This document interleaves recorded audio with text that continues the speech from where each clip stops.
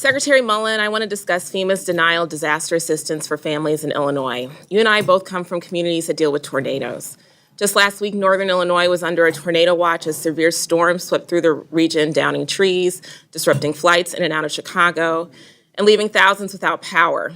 And between August 16th and 19th of last year, severe thunderstorms, extreme rainfall, flooding, and damaging winds impacted communities across northern Illinois. Homes were damaged, roads were flooded, power lines were downed, and families suffered significant losses. Illinois requested a major disaster declaration that included individual assistance, which helps affected families pay for home repairs, property losses, childcare, temporary housing, moving expenses, and recovery costs. FEMA denied Illinois' request in October. Illinois appealed in November. Then on February 7th, 2026, FEMA denied the appeal and reaffirmed its decision. Unfortunately, Illinois is not alone. Since President Trump took office, the number of disaster declarations approved has been 30% lower than the historical average. And there's reason to be concerned that they're being politicized. An analysis from March of this year found that FEMA approved just 23% of disaster requests from Democratic-led states compared to 89% from Republican-led states. Don't get me wrong. Concerns about FEMA's response are coming from both sides of the aisle, including from your former Republican colleagues in the Senate. This should not be a partisan issue. Americans expect timely disaster assistance decisions that follow the law, not politics. What makes this even harder to understand is that Republicans have provided DHS with tens of billions of dollars through reconciliation funding twice on top of annual appropriations. Your department has repeatedly stated that this funding could support operations for years, yet families in my district were told there was no assistance or funds available to help them recover. On top of that, this committee does not have a comprehensive spend plan explaining how these funds are being used, despite my repeated requests over the last several months. Secretary Mullen, will you commit to a member-level meeting with my colleagues and I to discuss why Illinois' disaster declaration was denied and to see how we can support my constituents? Ma'am, we haven't denied anybody a meeting with us. If you reach out, we'll meet with you. Just as long as, and we'll do it in a timely fashion, maybe not the next day, but we'll get to it as soon as possible. But I do want to address, if you don't mind, what you talked about here on politicizing it, because I don't. I actually don't want to talk about politicizing well, but it. I want to meet with you to but discuss this but in you made some accusations here about President Trump that's actually not accurate. Because Mr. Chairman.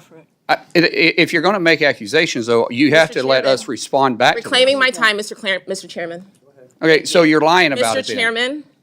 Because you don't want to hear the truth. Mr. Chairman, this week President Trump's nominee. Mr. Secretary, the record will reflect that you have agreed to meet with the lady and her folks. And since I'm trying to keep people in 8 minutes, please proceed. Thank you.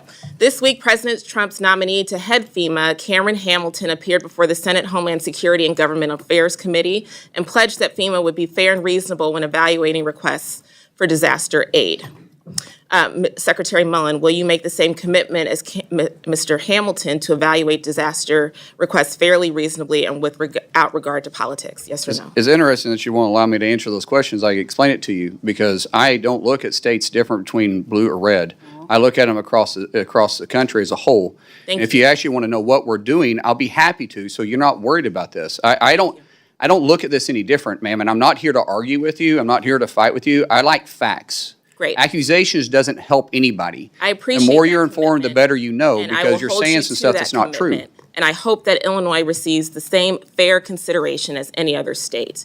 Now, I'd also like to address another deeply concerning matter, detainees who died while in your custody. Secretary Mullen, since Donald Trump took office, DHS's immigration detention system has been plagued by medical neglect, abuse, overcrowding, and a historically high death rate. I saw these dangerous conditions with my own eyes when I visited the Miami Correctional Facility in Bunker Hill, Indiana, where I met with individuals who told me that it takes months to receive medication refills, including for life-threatening illnesses like diabetes. Others reported being left unattended with infected boils and other serious conditions.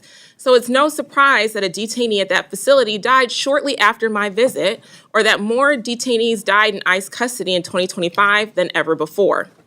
Secretary Mullen, does DHS have any official specific internal goals or policies to reduce deaths in custody? Ma'am, your numbers just aren't accurate. We've had 0.009%. Mr. Secretary, You're asking about this. It's 0.009% of deaths. And we've had 54 total in the president's time.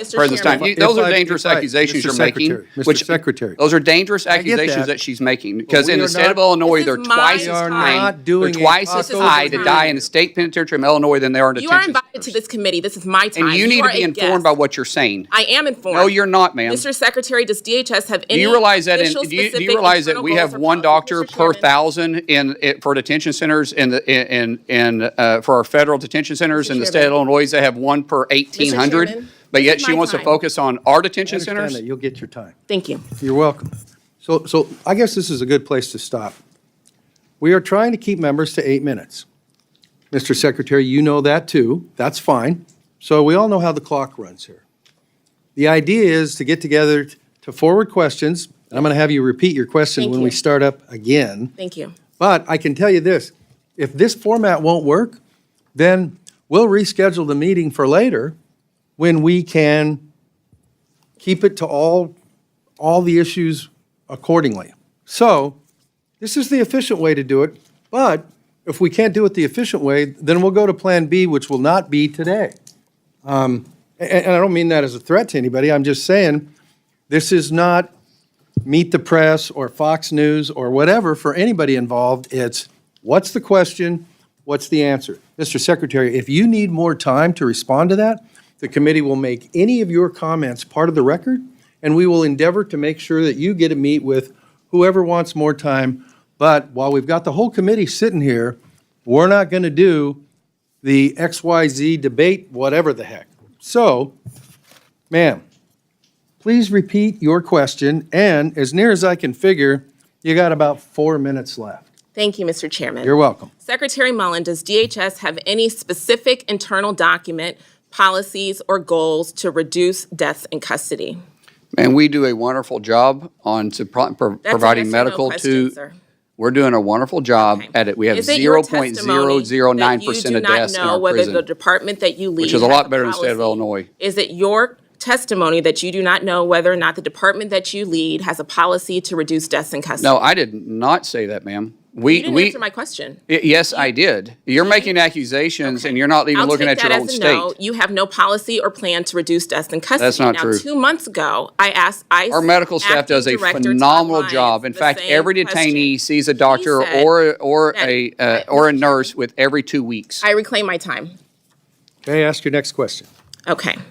2 months ago, I asked ICE Director Todd Lyons the same question. He said that ICE, quote, hopes that there will be no deaths in custody, but admitted that the agency had no actual policy in place to prevent them. Rather than implement one, he resigned just a few hours later. Secretary, since that hearing, 3 more people have died in ICE's custody, and those are the only deaths that we know about based on your agency's public reporting.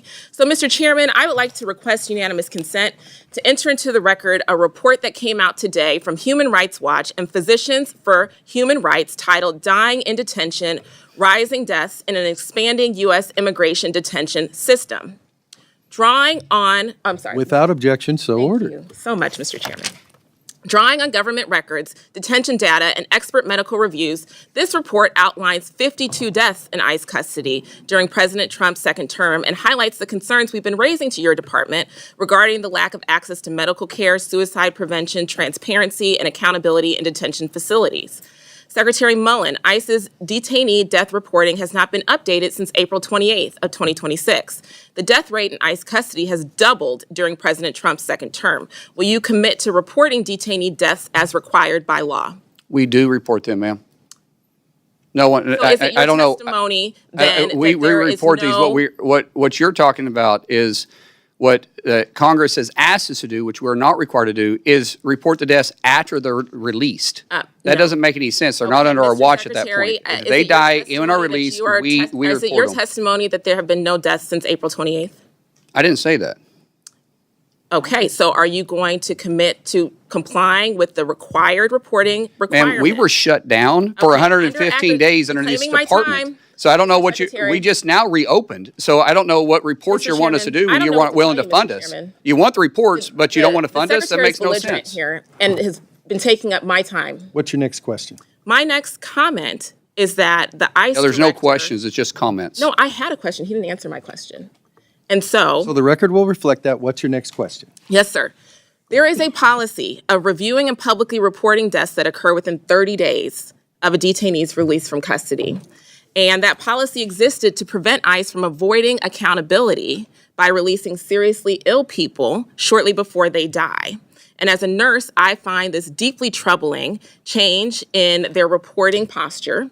Families deserve answers, and Congress should be able to conduct oversight, and the American people should have confidence that deaths connected to federal detention are not being hidden through administrative loopholes or filibustering. Transparency is not optional. There are laws and reporting requirements, and if this administration is unwilling to account for what happens to people in its custody, then it's Congress's role to question whether it deserves more authority, more detention capacity, or any additional cent from the American people. Mr. Chairman, thank you for letting me finish my comments, and I yield back. Thank you. You have been much more timely than a couple of your predecessors on either side of the aisle, and I appreciate that.